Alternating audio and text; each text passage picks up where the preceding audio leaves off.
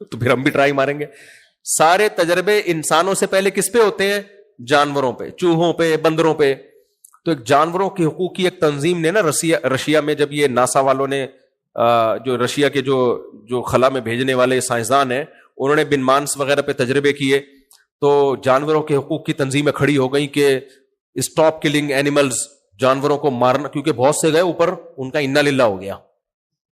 بندر کو بھیجا، وہ شارٹی ہو گیا مارکیٹ سے نا، وہاں اس کا دم گھڑ گیا، کیا ہو گیا. ایک بن مانس بچ کے آیا تھا، تو اس کو پھر انہوں نے 10 سال تک رکھا، اس کی بڑی سیوا کی کہ یہ زندہ بچ کے آ گیا ہے. تو اس پہ لوگوں کی تنظیمیں نکل آئی تھیں کہ جانوروں کو قتل کرنا چھوڑ دو. تو جانوروں کے حقوق کے لیے تنظیمیں بنی ہوئی ہیں، ہے یا نہیں ہے؟ کراچی میں اتنے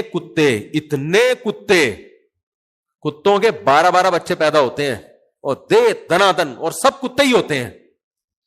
یا تو کوئی اور مخلوق ہو رہی ہوتی تو چلو ٹھیک ہے. جتنے بچے ہوں گے بھی سارے کیا؟ کتے. میں بہت اس پہ میں نے آواز اٹھائی تھی، بھائی اتنے پیدا ہو رہے ہیں. تو کسی نے مجھے بولا جانور ہے، اس کی نسل پیدا ہو رہی ہے، تو آپ کو کیا تکلیف ہے؟ میں نے کہا پیدا کتے ہو رہے ہیں نا، یعنی اگر کتے سے کچھ اور مخلوق پیدا ہو رہی ہوتی تو ہم اس پہ مشورہ کر لیتے. 2-4 کتے بھی کافی ہوتے ہیں ٹینشن دینے کے لیے. یہاں کتوں کی ایک پوری نسل پیدا ہو رہی ہے. اور انسانوں کی نسل روکنے کے لیے فیملی پلاننگ والوں کی پوری تنظیمیں اربوں کھربوں روپے خرچ ہو رہے ہیں اس پہ. کتوں کو فری ہینڈ دیا ہوا ہے. کتوں کی وجہ سے لوگوں کی ٹانگیں ٹوٹ رہی ہیں. اب تو کچھ کم ہو گئے، بہت زیادہ تھے، اب بھی بہت ہیں. آبادی کے لحاظ سے بہت زیادہ ہیں کتے ہمارے شہر میں، کراچی میں حال خراب ہوا ہے. تو اس وقت تو بہت واقعات ہونے لگے تھے، بائک جا کے ٹکرائی، ٹانگ ٹوٹ گئی، پاگل کتے نے کاٹ لیا، بچہ مر گیا، وغیرہ وغیرہ. تو میں نے اس پہ مہم چلانا شروع کی، بھائی ان کتوں کو مارو. تو مجھے لوگوں نے آ کے کہا کہ جو جانوروں کے حقوق کی تنظیمیں آپ کے خلاف کیس کر دیں گی، ایک کتا بھی آپ نے مار دیا اور ویڈیو بن گئی نہ گئے. تو اس سے پتا چلتا ہے بھائی کتوں کے حقوق کے محافظ بھی دنیا میں بولو ہیں. اس پہ تنظیمیں بنی ہوئی ہیں، اور اس میں ان کو بہت کروڑوں ڈالر ملتے ہیں ان کو اس پہ خرچ کرنے کے لیے. بچوں کے حقوق کی تنظیمیں بھی ہیں، بہت سخت حقوق ہیں بچوں کے، ہونے بھی چاہیے. قاری صاحب نے بچے کو مار دیا، جیل ہو گئی، ہونی چاہیے بالکل، ہم بھی اس کے قائل ہیں. اسلام میں تو بچوں کے بہت حقوق ہیں بھائی. نبی صلی اللہ علیہ وسلم کی خدمت کی انس بن مالک 10 سال، کہتے ہیں نبی صلی اللہ علیہ وسلم نے 10 سال میں کبھی مجھ پہ ہاتھ نہیں اٹھایا اور کبھی ڈانٹا تک بھی نہیں. جائز ہے بچہ شرارت کر رہا ہو تو ماں باپ اٹھا سکتے ہیں ہاتھ اس کے اوپر، ہر ایک کو اجازت نہیں ہے. بچوں کے حقوق کی تنظیمیں، خواتین کے حقوق کی تنظیمیں. ابا ہمارے ہاں ایک وہ ہیں، وہ آج کل اسمبلی میں گئی ہوئی ہیں، وہ خواتین کے حقوق کی علمبردار بن کے سارے سیکولر قوانین نافذ کروا رہی ہیں اسمبلی میں، کوشش کر رہی، کوئی آواز اٹھانے والا نہیں ہے اس کے خلاف. محترمہ نے قانون بنانے کی کوشش کرنی ہے، جو مرد اپنی بیوی کو گھر سے باہر نکال دے گا اس اتنے لاکھ جرمانہ اور جیل. غلط ہے، بیویوں کو گھروں سے باہر نکالنا اچھا کام نہیں ہے. لیکن تحقیق تو کی جائے نا پہلے کہ اس نے ناجائز نکالا ہے یا جائز نکالا ہے. نہیں، تحقیق نہیں، جو بھی گھر سے باہر نکالے گا جیل. بھائی اگر کوئی معقول ریزن تھی تو پھر تو کیس نہیں ہونا چاہیے نا. لیکن نہ، خلا کے نام پہ جو ڈرامے بازی ہو گئی ہے، کوئی بھی عورت کورٹ میں جائے کورٹ خلا پکڑا دیتی ہے. طلاق کا پورا پورا حق عورت کو دے دیا، تو بیوی اور گرل فرینڈ میں فرق کیا ہو گیا؟ ختم. بیوی بھی جب چاہے جا سکتی ہے، گرل فرینڈ بھی جب چاہے جا سکتی ہے. یہ کس کے حقوق کی باتیں ہو رہی ہیں؟ خواتین. جو حقوق ہونے چاہیے ان کی بات نہیں ہو رہی ہے، جو نہیں ہونے چاہیے وہ دیے جا رہے ہیں. ابھی ایک قانون پہ بحث ہو رہی ہے ہماری اسمبلیوں میں کہ ڈیورس کی صورت میں عورت کو آدھی پراپرٹی دی جائے. یورپ امریکہ میں ایسا ہی ہے، آپ طلاق دے دیں تو آدھی پراپرٹی دینی پڑتی ہے. تو یہ بات چل رہی ہے ہماری اسمبلیوں میں. اس کا نقصان کیا ہوگا؟ مرد شادیاں کرنا چھوڑ دیں گے، بولیں گے یار پاگل ہوں، گرل فرینڈ ہی ٹھیک ہے بھائی، پھر کیا خیال ہے. اور اگر وہ ڈیورس دے گا تو کاغذ میں نہیں دے گا، ثبوت ہی نہیں ہوگا، بس وہ بول دے گا میں نے تمہیں چھوڑ دیا. تو اینڈ میں اس کا عورت ہی کو نقصان ہوگا. تو جائز حقوق، ناجائز حقوق، اس بحث میں پڑے بغیر عورت کے حقوق کی بھی تنظیمیں بہرحال بولو ہیں. آپ کو پتا ہے جتنی آسمانی کتابیں ہیں، چاہے وہ تورات ہو، چاہے وہ انجیل ہو، چاہے وہ قرآن ہو، تمام آسمانی کتابوں نے اگر حقوق کو فوکس کیا ہے تو سب سے زیادہ کس کے حقوق پہ آواز اٹھائی ہے؟ ماں اور باپ. اور اس کے لیے دنیا میں کوئی تنظیم بولو نہیں ہے. یہ ہے مذہب کو جب سوسائٹی سے نکالو گے تو جس کا حق سب سے زیادہ ہے اس کا بالکل بھی نہیں رہے گا, اور جس کا حق سب سے کم ہے بلکہ جو حق بنتا ہی نہیں ہے وہ حقوق بھی دے دیے جائیں گے اس کو. سمجھ میں آ رہی ہے کہ نہیں آ رہی ہے؟ تو ہم دنیا میں ٹریولنگ کرتے ہیں بھائی, سب سے زیادہ بدسلوکی اس دنیا میں اس مخلوق کے ساتھ ہو رہی ہے جو آپ کے سب سے بڑے محسن ہیں, اور وہ کون ہے؟ آپ کی ماں اور آپ کا باپ. ان سیکولر لبرل لوگوں کی زندگیوں کو جا کے دیکھو, خدا کی قسم ان کی نظر میں باپ اور ماں کی 2 ٹکے کی عزت نہیں ہوتی, صرف ایٹیٹیوڈ ہے, ظاہری ایک ایٹیٹیوڈ ہے. اور جس گھر میں باپ کی عزت ہو رہی ہے نا, اس گھر میں باپ باپ بن کے نہیں رہتا, وہ نوکر بن کے رہتا ہے, پھر عزت ہوتی ہے. وہ کسی چیز میں ٹانگ نہیں اڑا سکتا. بعض گھروں میں آپ کو نظر آئے کہ بے دین ہے لیکن باپ کی بڑی عزت ہے, اس لیے کہ باپ نے اپنی عزت ہی کھو دی ہے, وہ ہر چیز پہ کمپرومائز کر کے بیٹھا ہوا ہے. تو پھر وہ باپ تھوڑی ہے. باپ تو ہوتا ہے جو ہمارے ابا تھے بھائی. باپ تو وہ ہوتا ہے جو جس کا آرڈر گھر میں چلتا ہو, جس کی مرضی کے بغیر گھر میں کوئی کام نہ ہوتا ہو. وہ والے باپ مارکیٹ سے short. Once upon a time اس طرح کے ابا ہوا کرتے تھے. اب نہیں ہے ابا کوئی ہے. ابا کا کام ہے کما کما کے اولاد کو کھلانا, ریٹائرمنٹ کے بعد بھکاریوں کی طرح پیسے مانگنا, بھکاریوں کی طرح پیسے مانگنا. اور ایک بات میں آپ لوگ سے اور بھی کہتا ہوں, دیکھو باپ جب ریٹائر ہو جائے نا اور آپ باہر جا کے کما کے بھیج رہے ہو, ماں کا بہت بڑا حق ہے, اس میں کوئی رائے نہیں ہے, لیکن پیسہ باپ کے ہاتھوں میں بھیجا کرو. لوگ کیا کرتے ہیں, بیٹا ماں کو بھیجنا شروع کر دیتا ہے. باپ جس نے ساری زندگی کھلایا, پھر وہ اپنی بیوی سے بھیک مانگ رہا ہوتا ہے, پان گٹکے کے پیسے بھی کس سے مانگ رہا ہوتا ہے.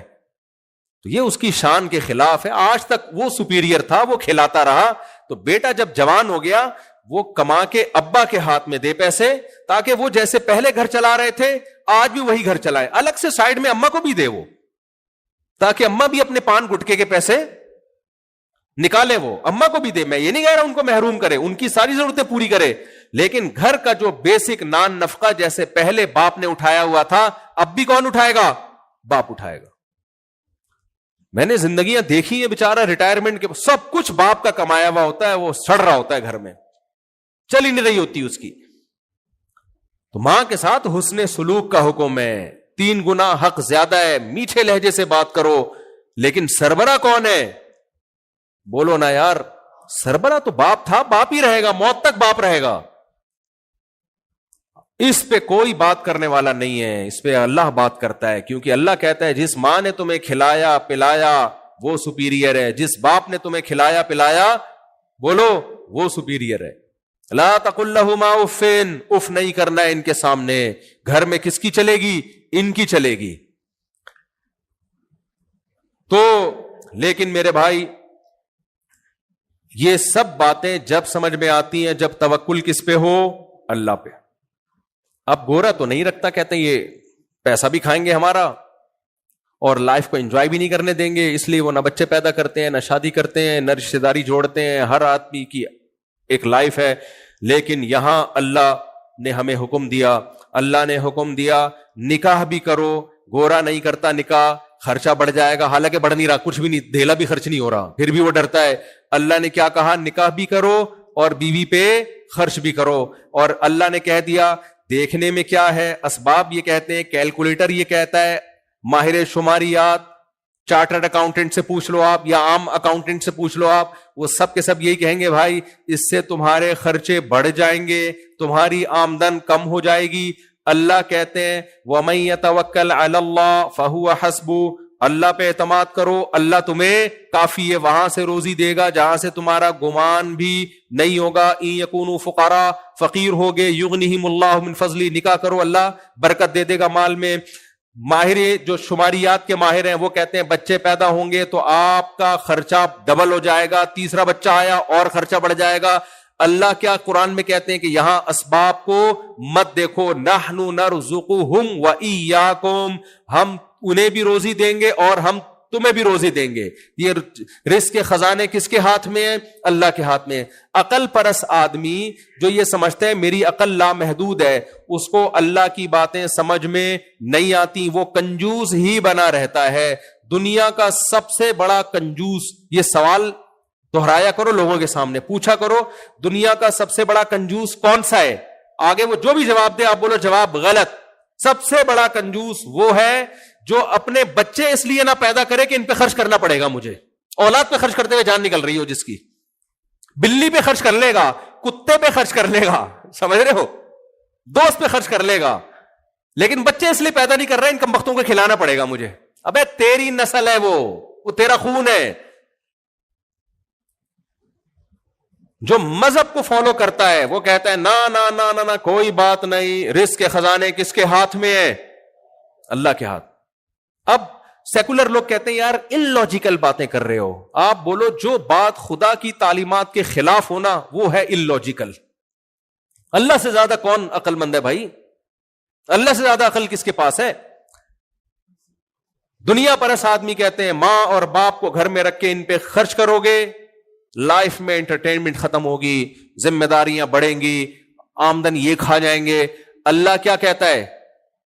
اللہ کہتا ہے جو رشتہ داری جوڑتا ہے، قل ما انفقتم من خیر فللوالدین۔ صحابہ نے پوچھا یا رسول اللہ سب سے پہلے کس پہ خرچ کریں؟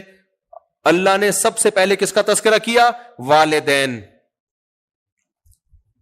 اور اللہ نے یہ بھی بتا دیا کہ صدقہ کرنے سے مال بڑھتا ہے، تو سب سے بہترین صدقہ والدین اور بیوی بچے ہیں۔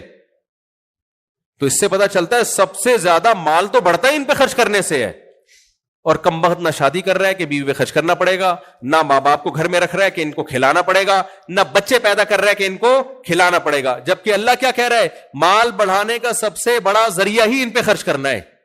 تو اب آپ کے پاس بھائی اللہ ہے اور ایک طرف ماہر شماریات ہیں، تو بے عقلی کی بات یہ ہے کہ انسانوں کو اللہ کی رائے پر، اللہ کے آرڈر پہ ترجیح دی جائے۔ سمجھ میں آ رہی ہے بات کہ نہیں آ رہی ہے؟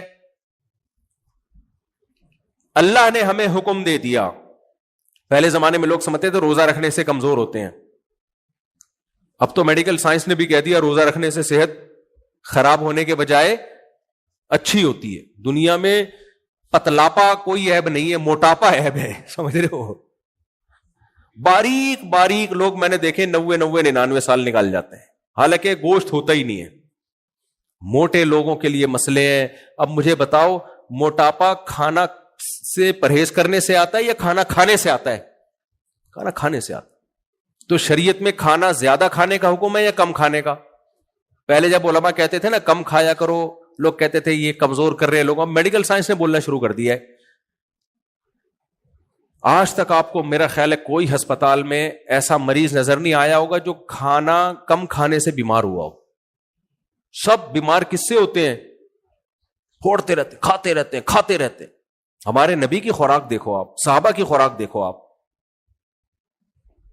طعام الواحد یکفی الاثنین، نبی نے فرمایا ایک آدمی کا کھانا دو کے لیے کافی ہے، اور 2 وقت کا کھانا کھایا ہمارے نبی نے، بلکہ آپ نے تو 2 وقت کا بھی نہیں کھایا، لیکن رواج 2 وقت کے کھانے کا تھا نبی کے دور میں، اور قرآن بھی 2 وقت کے کھانے کا تذکرہ کرتا ہے۔ میں بھی 3 وقت کھاتا ہوں، لیکن اسلام میں کیا ہے؟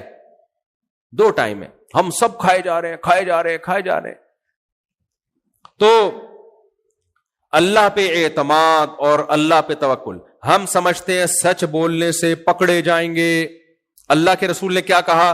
الصدق ینجی والکذب یہلک، سچ انسان کو نجات دلاتا ہے اور جھوٹ انسان کو تباہ کر دیتا ہے۔ لیکن آپ کسی جھوٹے سے پوچھو، وہ کہے گا جھوٹ کی وجہ سے میں کامیاب ہوتا ہوں، سچ بولتا تو پکڑا جاتا۔ اب یہاں عقل اور پیغمبر کی تعلیمات آپس میں ٹکرا رہی۔ حقیقت یہ کہ جھوٹے لوگ ناکام ہوتے ہیں، جھوٹ چھپتا نہیں ہے، پکڑا جاتا ہے۔ جھوٹ جو ہے نا، جب آدمی جھوٹ سے توبہ کرتا ہے نا تو بہت سے غلط کام وہ اس لیے چھوڑ دیتا ہے کہ مجھے اپنے آپ کو بچانے کے لیے جھوٹ بولنا پڑے گا۔ سمجھ رہے ہو کہ نہیں سمجھ رہے؟ بہت ساری برائیوں سے وہ اپنے آپ کو بچا لیتا ہے کہ میں جھوٹ کیسے بولوں گا، پھر بہت ساری برائیوں سے بچا لیتا ہے۔ تو میرے بھائی دین جو ہے نا اسلام، اللہ پہ اعتماد اور توکل کے بغیر، اللہ کو یہ والا اسلام پسند نہیں۔ آج ہمیں مذہبی لوگوں میں بہت حد تک داڑھی بھی نظر آ جاتی ہے, کچھ کسی حد تک نماز روزہ بھی نظر آ جاتا ہے, کسی حد تک گیٹ اپ بھی نظر آ جاتا ہے, حج عمرے بھی نظر آ جاتے ہیں. اللہ پہ توکل کرنے والے مسلمان مارکیٹ سے شارٹ. اسی توکل نہ کرنے کا نتیجہ ہے کہ مسلمان مالی معاملات میں بہت کمزور. بس یہ بات کر کے میں اپنے بیان کو ختم کرتا ہوں. اسی توکل نہ کرنے کا نتیجہ ہے. آپ جس دکان سے راشن لیتے ہیں, آپ کی ذمہ داری ہے پہلی تاریخ کو اس کا بل دے دیں. لوگ نہیں دیتے, لوگ نہیں. بچاؤ پیسہ, ہو سکتا ہے وہ بھول جائے, اس پیسے سے کچھ اور پیسہ بنا لو. ڈیلے کرتے ہیں. کیوں؟ وہ سمجھتے ہیں پیسے سے ہم پیسہ بنا لیں گے, جبکہ اللہ کا حکم کیا ہے؟ صاحب حق کو اس کا حق وقت پر ادا کر دو, چھوڑ دو. یہاں کس پہ توکل کرو؟ اللہ پہ. لوگ کرتے ہیں توکل اللہ پہ. بولو نا کیا ہو گیا؟ نہیں کرتے. بولتے یار ڈیلے کرو, ڈیلے کرو. کل میں نے کوئی ٹیکسی کرائی ہے, تو میں ٹیکسی میں جا رہا ہوں, تو وہ ٹیکسی ڈرائیور بڑی احتیاط سے ٹیکسی چلا رہا تھا. اوبر یا کریم یا کوئی ان ڈرائیو تھی, ہمارے دوست نے کروائی تھی اپنی, تو میں نے جانا تھا کہیں. تو ہمارے جو ساتھ بیٹھے ہوئے تھے نا, انہوں نے اس ڈرائیور سے بولا لگتا ہے آپ کی اپنی گاڑی ہے. اس نے کہا میری اپنی گاڑی ہے. کہ اسی لیے اتنی تمیز سے چلا رہے ہو. آپ کسی گاڑی میں بیٹھ جائیں ان ڈرائیو یا اوبر کی, جو رینٹ پہ لے کے کوئی چلا رہا ہو, تو آپ کو اس کے چلانے کے اسٹائل سے پتا چل جائے گا کہ یہ اس کی اپنی گاڑی نہیں ہے. سمجھ رہے ہو کہ نہیں سمجھ رہے؟ اس لیے دنیا میں سب سے بڑا بے وقوف وہ ہے جو اپنی گاڑی کسی کو رینٹ پہ دے دے اور یہ امید رکھے کہ یہ مجھے کما کے دے گا. اچھا, بس بات کو میں سمیٹ کے ختم کر رہا ہوں. تو جہاں بھی اللہ کے حکم کو ہم ٹھکراتے ہیں نا, جہاں بھی اللہ کے حکم کو, اس کی بنیاد کیا ہوتی ہے؟ ہمارا اللہ پہ اعتماد نہیں ہوتا. تو خوب سمجھ لو, اللہ کو ناراض کر کے آپ اللہ کے خزانوں سے کچھ بھی حاصل نہیں کر سکتے. اگر وہ ملا بھی نا آپ کو اللہ کے خزانوں سے, وہ عذاب جان بن کے, جیسے فرعون کو مل گیا تھا بہت کچھ, لیکن فرعون کی حکومت اور فرعون کی دولت عذاب جان بن کے ملی تھی اس کے لیے. آج فرعون کہتا ہوگا کاش میرے پاس نہ حکومت آتی نہ میرے پاس دولت آتی, کاش میں غریب ہوتا, زیادہ کامیاب ہو جاتا. تو جب انسان اللہ کو ناراض کر کے, ماں باپ کے ساتھ بدسلوکی کر کے, رشتہ داری توڑ کے, بیوہ بہنیں ہوتی ہیں ان پہ نہیں خرچ کر رہے ہوتے, بھائی ہوتا ہے بے روزگار اس پہ نہیں خرچ کر رہے ہوتے کہ کھا جائے گا یہ, تو اگر میرے بھائی کنجوسی سے پیسہ بچاؤ گے, یا تو بچے گا نہیں وہ پیسہ, اور اگر بچ بھی گیا تو وہی پیسہ سانپ بن کے آپ کو ڈسنا شروع کر دے گا. تو اللہ سے دعا ہے, جنازہ ہے تو میں اپنے بیان کو بس ختم کر رہا ہوں. اللہ سے دعا ہے کہ اللہ ہمیں اپنی ذات پہ کامل اعتماد اور کامل توکل نصیب فرمائے, اور جہاں بھی اسباب اور اللہ کے حکم میں ٹکراؤ پیدا ہوتا ہے, اللہ اپنے حکم کو ہمیں اونچا رکھنے کی توفیق عطا فرمائے. دیکھو منافقین جہاد میں نہیں جاتے تھے اور کہتے تھے جائیں گے تو مر جائیں گے, تو اللہ نے کیا کہا؟ اللہ پہ توکل کرو, اگر تمہارے مقدر میں موت ہوئی نا, یدرککم الموت, تمہیں گھر میں آ کے وہ موت پکڑے گی. میں ابھی بنیر گیا ہوں نا سیلاب زدگان کے حالات دیکھنے کے لیے, وہاں لوگوں نے بتایا کہ اوپر کچے گھر بنے ہوئے تھے, سیلاب جب آیا تو وہ کچے گھر سے لوگ نکل کے کچھ لوگ پکے گھروں میں آ گئے نیچے, کہ یہ مضبوط گھر ہیں. کہہ رہے وہ کچے بچ گئے اور مضبوط گھر ٹوٹ گئے. ان کی موت ان کو کہاں کھینچ کے لائی ہے؟ کچے گھروں سے پکے گھروں کی طرف. جو کچے میں رہ گئے وہ بچ گئے, اور جو پکے میں تھے وہ مر گئے. بعض دفعہ آپ جو احتیاطی تدبیر اختیار کر رہے ہوتے ہیں, وہ تدبیر آپ کی زندگی کے بجائے موت کا ذریعہ بن جاتی ہے. تو جو اللہ پہ اعتماد اور توکل کرتا ہے وہ کہتا ہے بھائی ہم اسباب تو اختیار کریں گے, لیکن ہوگا وہ نہیں جو میں چاہوں گا, ہوگا وہ جو میرا رب چاہے گا. انڈیا میں جو جہاز تباہ ہوا, وہ خاتون بچ گئی جو ایئرپورٹ لیٹ پہنچی تھی. حالانکہ کسی جگہ لیٹ پہنچنا یہ کامیاب ہونے کی علامت ہے یا ناکام ہونے کی؟ ٹائم مینجمنٹ کی جتنی ورک شاپس ہیں آپ نے یہی پڑھا ہوگا کہ ہمیشہ لیٹ پہنچنے والے لوگ ناکام ہوتے ہیں, ٹائم پہ کام کرنے والے لوگ کیا ہوتے ہیں؟ کامیاب. کیا خیال ہے بھائی؟ اب کوئی ماں باپ بچے کو نصیحت کر رہے ہوں گے بیٹا ہر کام ٹائم پہ کیا کرو, کامیاب ہو گئے. بچہ کہے گا امی انڈیا میں وہ خاتون ٹائم پہ نہیں کام کرتی تھی, اسی وجہ سے بچ گئی وہ, اس لیے یہ نصیحتیں کسی اور کو کیا کریں. کیا خیال ہے, کہے گا کہ نہیں کہے گا؟ وہ غلط کہے گا, اس لیے کہ ہم تو اللہ کے حکم کے مکلف ہیں, ہم نے تو ٹائم پہ ہی کام کرنا ہے. لیکن میرے بھائی جس کو اللہ نے کامیاب کرنا ہوگا کامیاب ہوگا, جس کو نہیں کرنا ہوگا تو اللہ کے خزانوں سے زبردستی کچھ بھی حاصل نہیں ہو سکتا. اور اگر حاصل ہوا بھی نا, وہی دولت وہی عزت آپ کو سانپ بن کے ڈسے گی. اللہ سے دعا ہے اللہ ہمیں اپنی ذات پر اعتماد اور توکل نصیب کرے.